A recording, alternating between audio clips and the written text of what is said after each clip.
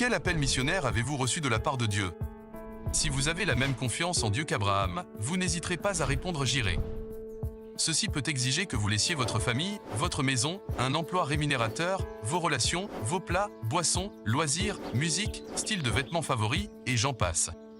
Abraham, lui, l'a fait. Abraham savait que, dans son entreprise missionnaire, il ne serait parrainé que par Dieu. Mais, pour lui, c'était plus que suffisant. Sa générosité envers Dieu, et même envers son neveu pingre et matérialiste, provenait de sa compréhension que si Dieu est pour nous, qui sera contre nous? Après tout, tout contribue au bien de ceux qui aiment Dieu. D'un autre côté, la mentalité cupide est orientée vers le profit de son neveu Lot, amena celui-ci à faire de mauvais choix, qui exposèrent sa famille à une perte éternelle, comme ceci arrive presque toujours.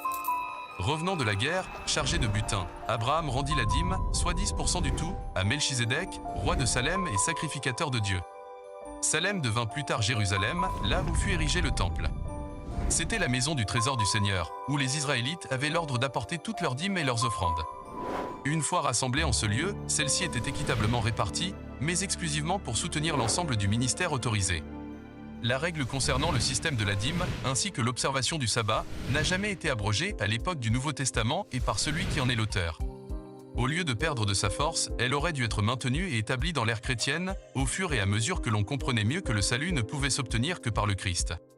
C'est pourquoi, même aujourd'hui, la dîme doit être apportée à la maison du trésor et non être considérée comme un fonds d'entraide ou de bienfaisance, ni utilisée pour couvrir, par exemple, les dépenses imprévues de l'Église ou celles d'une école chrétienne. Pas même les pasteurs ne sont autorisés à suggérer des changements à ce que la parole de Dieu a institué. Lorsque naquit Isaac, fils d'Abraham, ce dernier courait le plus grand risque de faire de son fils une idole. Le don allait-il devenir plus grand que le donateur?